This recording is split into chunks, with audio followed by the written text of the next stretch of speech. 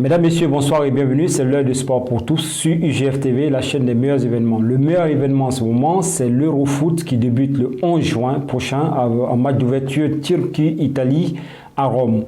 Une particularité de cet Euro, elle se déroule dans 11 villes, donc 11 pays différents, avec une ouverture des hostilités à Rome pour finir en beauté à Wimbledon en Angleterre le 11 juillet. Au menu de cette émission aujourd'hui, l'équipe de France.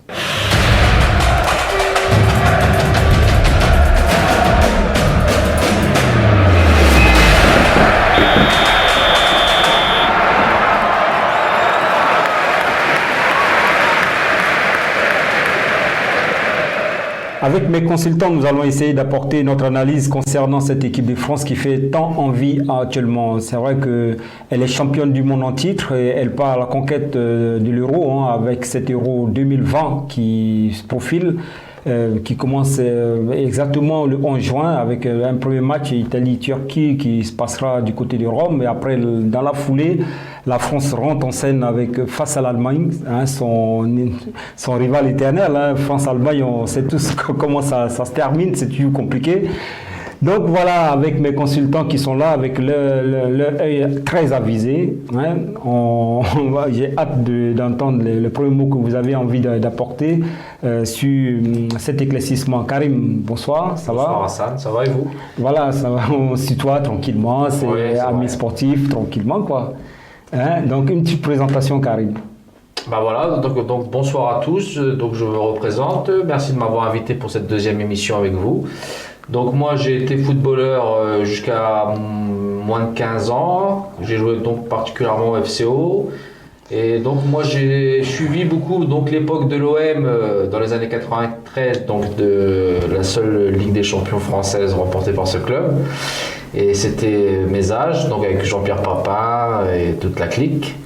Et puis donc voilà, puis moi je voulais faire une dédicace à Monsieur Mokemo Aimé qui a été mon entraîneur depuis petit et que j'embrasse très fort. Voilà, merci.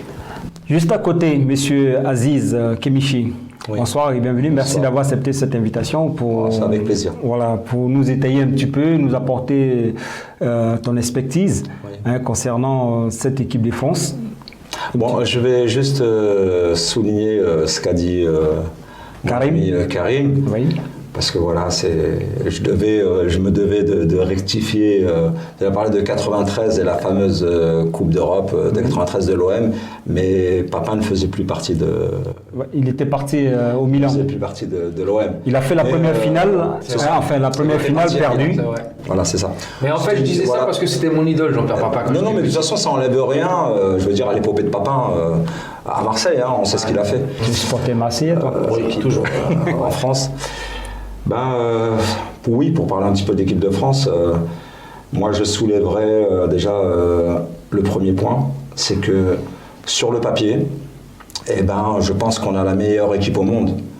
Et franchement, c'est sans chauvinisme, c'est sans le meilleur potentiel. Quand on regarde l'équipe de France, on peut s'apercevoir qu'au niveau technicité, on a tout ce qu'il faut.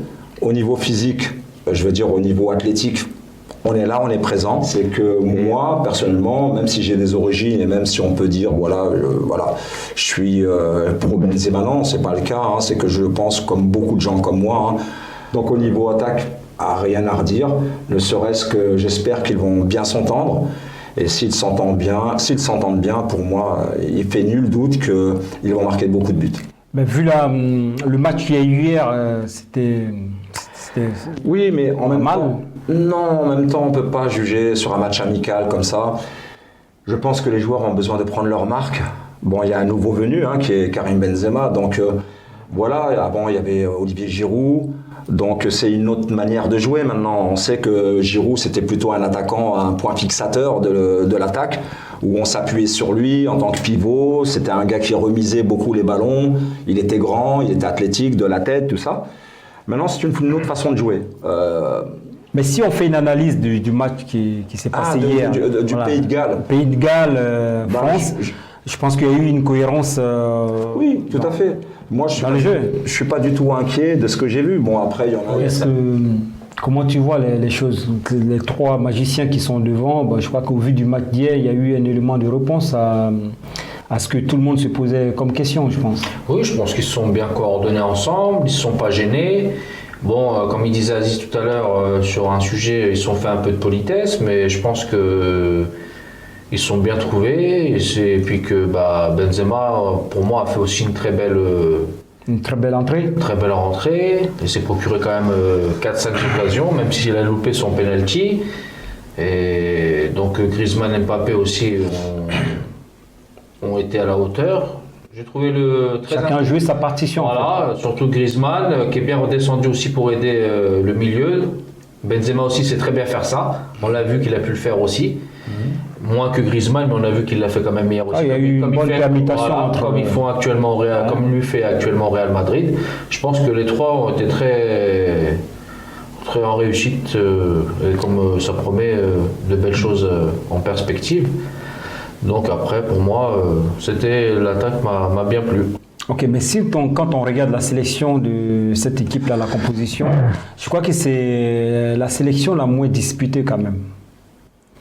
Pour une fois, la France du foot a été un petit peu d'accord avec la sélection de Didier Deschamps, parce qu'on a connu des sélections où il y avait beaucoup de jasement avant les compétitions, même ce qui faisait que par moments ça pesait vraiment sur les joueurs qui étaient sélectionnés, qui jouaient sur la performance aussi des joueurs. Moi, je vais donner l'équipe que j'ai vue hier et des équipes, enfin des compositions d'équipes qui ont précédé. Moi, franchement, je pense qu'il y avait des résultats. On a eu des résultats avec les précédentes équipes. Mais j'étais un petit peu frustré à la qualité, au qualitatif. C'est-à-dire le jeu déployé. Je pense qu'à un moment donné, après c'est subjectif, donc je pense que Didier Deschamps, c'est quelqu'un qui aime avoir des équipes solides, costauds, athlétiques, présents dans les duels et tout ça. Et peut-être que pour moi, ce qui manquait un petit peu dans cette équipe, c'est cette technicité qui manquait. Et ça, franchement, je pense qu'aujourd'hui, avec cette valeur qui est... et puis, je veux dire, il n'y a pas que Karim. Griezmann, c'est un excellent technicien. Mbappé, quoi qu'on en dise. Donc, je veux dire, avec cette technicité, en attaque, on va déstabiliser beaucoup de défenses, je pense. Aziz, est-ce que tu crois que le fait de jouer un football chatoyant est source de garantie de résultat final? Parce qu'on voit le Brésil qui a la peine, le Brésil qui joue le football champagne n'y arrive plus depuis des années. Je crois que le dernier titre du Brésil date de 2002, je pense. Oui, je suis tout à fait d'accord avec vous, mais si on regarde bien et on fait l'analyse un petit peu de l'équipe de France, quand je parle de technicité, il n'y a pas uniquement la technicité. Après, on sait très bien que Griezmann, il a appris ça à l'Atlético. Je pense que c'est Diego Simeone qui l'a inculqué comment défendre. Parce que on sait que l'Atlético, c'est quelqu'un qui dézone beaucoup, c'est quelqu'un qui travaille pour l'attaque et pour défensivement. Par exemple, Messi est porté surtout par l'attaque. Donc non, je pense que Benzema aussi, c'est quelqu'un qui va user, qui n'a pas peur de faire des efforts pour défendre. Parce qu'au Real de Madrid, on le voit, il marque des buts, mais il s'est mis au service de... Mais je pense que, je pense que cette équipe est équilibrée. Elle est équilibrée, bien que, devant, on a des techniciens. Bien sûr, on a besoin de gars comme N'Golo Kanté, qui va récupérer beaucoup de ballons, et on sait, le travail qu'il fait au milieu du terrain, dans la récupération du ballon. Et même, on l'a vu à Chelsea en finale, comment il récupérait les ballons et comment il approvisionnait aussi les attaquants. On a un milieu de terrain qui non seulement est capable de défendre très très bien, et qui est aussi capable d'attaquer très très bien. Donc je pense que moi, j'ai aucun souci au niveau de l'attaque et la défense, au niveau de l'attaque et du milieu. Je sais que il va y avoir une bonne cohésion. Ça peut être des futurs titulaires, c'est des potentiels. Mais que la concurrence soit saine, Mais justement, c'est ce qui va faire que je pense que de toute façon, notre force aussi, ça va être la profondeur de banc.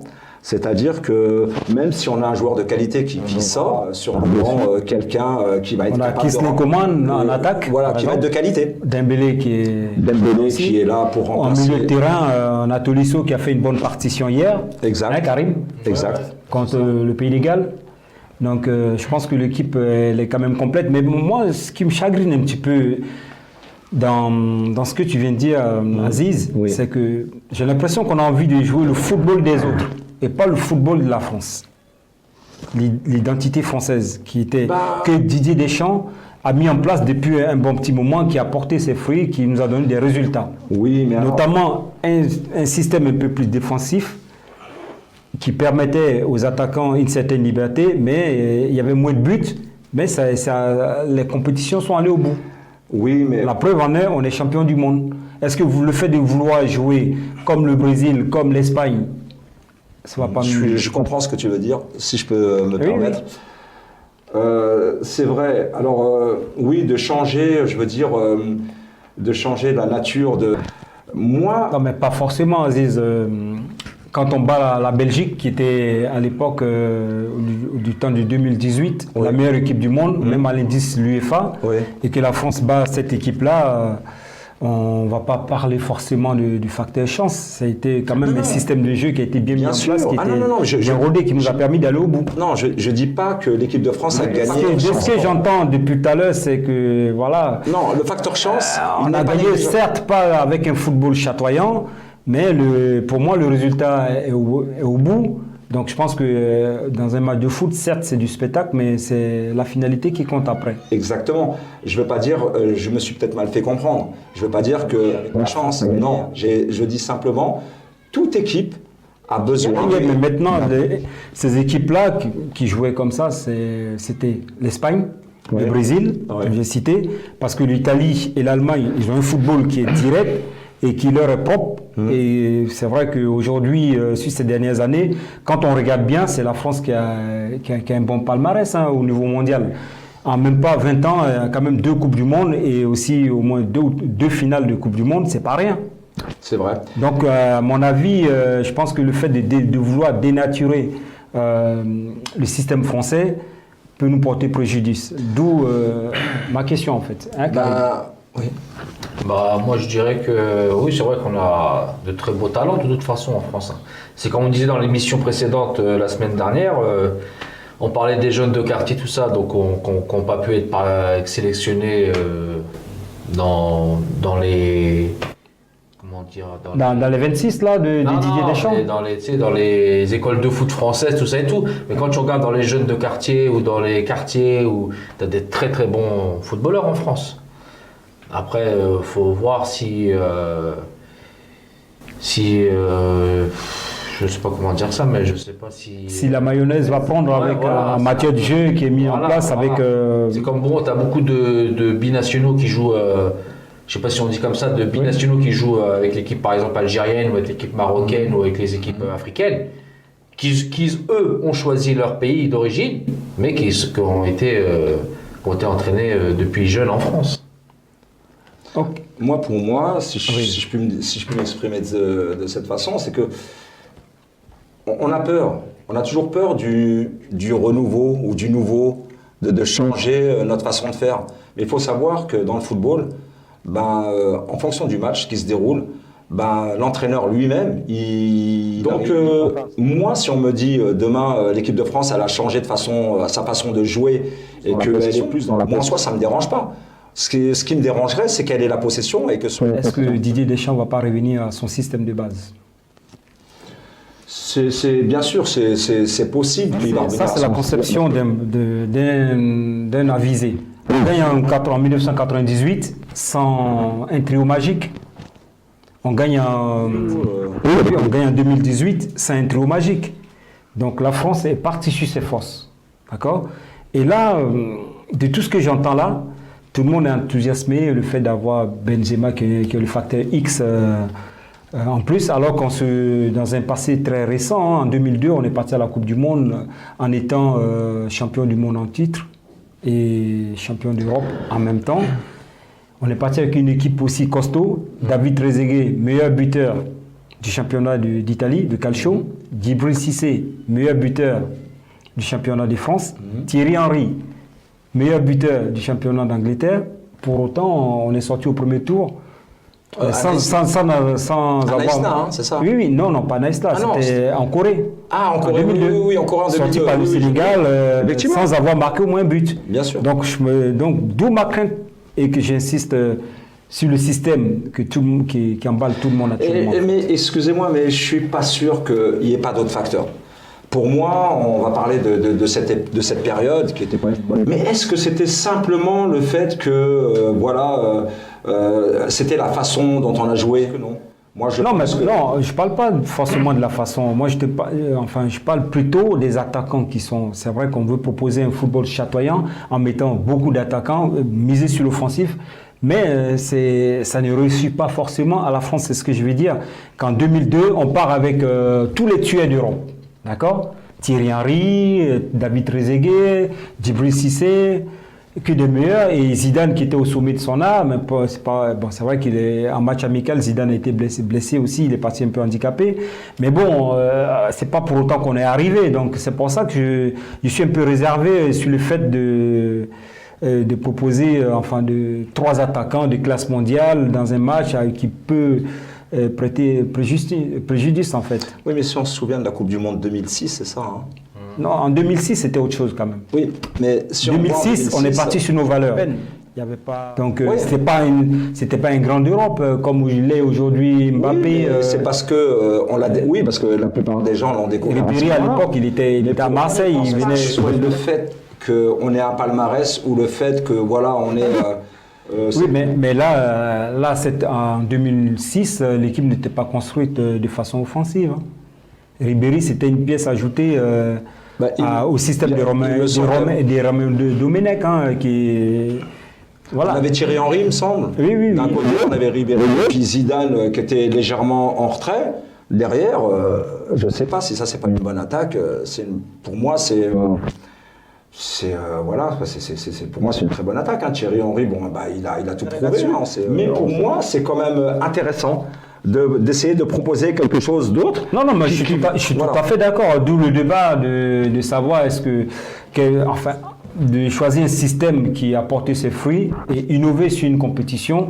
Et quel est le risque de revenir bredouille? Parce qu'on peut bien jouer un football festif, comme on le dit, et puis on sort en quart de finale ou même en huitième de finale, quoi. Je pense. Après, c'est. Ouais, mais je pense que vous savez, même avec des équipes qui jouent, de façon, je veux dire, comme les Italiens, où on peut prendre ces équipes, puis on joue défensivement avec un bloc bas, et puis on défend. À l'époque, c'était pour les téléspectateurs, c'était pas intéressant, mais bon, après, c'était toujours la fin. C'est l'Italie qui prend une Coupe du Monde. D'où je te dis, Aziz, c'est pour le grand public. Encore une fois, malheureusement, c'est le résultat qui compte. Hein. C'est celui qui gagne à la fin pour le en fait. Tu peux avoir joué un football super, chatoyant, comme tu veux, et à la fin, si tu perds, tu vas pas être dans le palmarès. Moi, personnellement, je fais partie des supporters. Parce que je suis supporter. Moi, je fais partie des gens. Je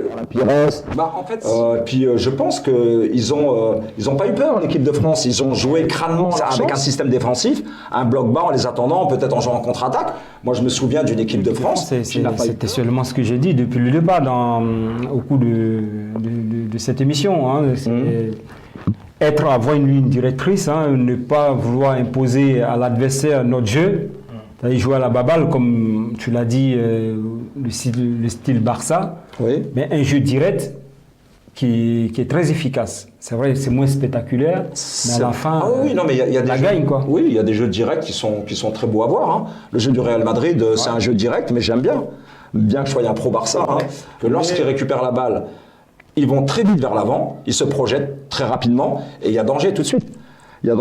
Parce que maintenant, c'est pas parce que moi je suis fervent du jeu léché avec la possession, tout ça, mais je pense que la France, elle est capable de. Elle est la meilleure équipe du monde actuellement, la France. C'est la championne du monde entier. C'est la championne du monde entier. Elle est la meilleure. C'est la meilleure équipe. Elle a la meilleure attaque en Europe et même voire dans le monde. Dans le monde, je pense même. Dans le monde. On a Mbappé qui se passera d'un attaque axiale et qui mettra plutôt Giroud en se disant ils sont très physiques, je vais mettre un grand gabarit dans l'axe devant qui lui va remiser de la tête. Et en fait. Donc Didier Deschamps, en gros, a toutes les cartes en main pour gagner cette Euro. Oui, sans aucun doute. Et il ramène la coupe à la maison. J'ai une petite craintif niveau quand même un peu défense, tu vois. C'est ça. C'est la petite chose qui me chagrine. Comme hier, en revenant sur le match d'hier, j'ai bien aimé la deuxième période de Koundé, de Lucas Digne. Leur rentrée. Tu vois, en première mi-temps, je les ai trouvés vraiment un petit peu... En dedans. Ouais, Moi, celui que je regrette. En première mi-temps, c'était Hernandez qui était et Pavard. En fait, moi, je préférais quand même les rentrées de Koundé. Ça a été plus rapide. Moi, c'est plutôt les défenseurs centraux. Alors, je sais pas qui. Il y a Varane, Kimpembe. Oui, il y a Varane. Kimpembe, ça ne pose pas de problème. Varane. Mais c'est vrai que j'ai remarqué aussi que lorsqu'il jouait au Real Madrid, que parfois il était mis en difficulté lorsque Ramos n'était pas à ses côtés. Ouais, mais là il a Kimpembe à côté. Personnellement, je regrette qu'une chose, c'est que, alors j'ai pas dit forcément qu'il fallait le mettre titulaire, mais j'aimais bien quand même Koscielny. Ah ben il a passé son temps, Koscielny, je crois il a 37 ans. Oui, je sais bien. Mais la qualité de Koscielny, je sais que Koscielny, un petit peu derrière. Ah mais peut-être que ce qui a manqué, c'est Umtiti qu'on a perdu depuis après la Coupe du Monde 2018. Moi, personnellement, si je puis me permettre, parce que je suis quand même un grand supporter de Barcelone. Moi, franchement, ce que je pense d'Umtiti, et alors sans animosité vis-à-vis de lui, parce que moi, je suis déçu de lui depuis très très longtemps. Pourquoi je suis déçu de lui? Parce que j'ai toujours pensé qu'il ne faisait pas les efforts qu'il fallait. Alors, c'est vrai, tout ce que je peux lui accorder, c'est son placement. Il avait un placement intelligent. Son manque de vivacité. Bon, j'avais déjà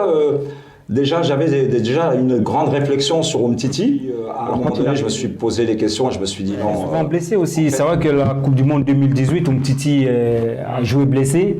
Il avait refusé de se faire opérer parce qu'il voulait forcément jouer la Coupe du Monde. Et là, il a payé depuis 4 ans. Il le paye. Là. Barcelone, c'est une équipe qui joue avec la possession, qui joue très haut et qui joue défensivement. Les défenseurs jouent très haut. C'est-à-dire que quand Barcelone attaque, on voit les défenseurs qui sont au niveau de la ligne médiane. Moi, le problème qui se posait avec Umtiti, c'est que, n'étant pas très rapide, un minimum rapide quand même. On a ce qu'il faut en équipe de France. Oui. Petit Jules Koundé, il est défenseur central et très rapide. Hier, il a joué sur le côté. Sur le deuxième but de Dembélé, avec la déviation de Karim Benzema, c'est lui qui envoie le titre, le centre. Hein. Exactement. Mais là, Est-ce vos derniers mots, Aziz, Karim? Mais du monde, on a eu quand même de la chance. Mais le contenu, voilà, je dis ça leur a permis d'emmagasiner de l'expérience pour aller en Russie et nous ramener cette Coupe du Monde 2018, dont on est encore champion du monde. Donc voilà. Et vous voyez qui avec la France en finale, puisque vous... Moi, personnellement, bien sûr, il y a des équipes que je mettrai en avant. Après, bien sûr, il n'y a rien de sûr, mais c'est un avis. Il faudra faire attention à la Belgique. C'est une équipe, je pense, qui fera partie des d'Allemagne, l'équipe de Belgique. Vous enterrez le Portugal qui est champion Non, pas du tout. Par contre, après, ces équipes-là, comme le Portugal, on le sait très bien, ce sont des équipes qui sont toujours difficiles à jouer. C'est des équipes à ne pas sous-estimer. Ok, merci messieurs. Merci à toi. En tout cas, merci Karim. En tout cas, le débat, je pense que ça a été très enrichissant. Voilà, donc pour la continuité du programme sur UGF TV, je vous prie de rester dessus et de continuer à nous suivre à travers nos différents canaux.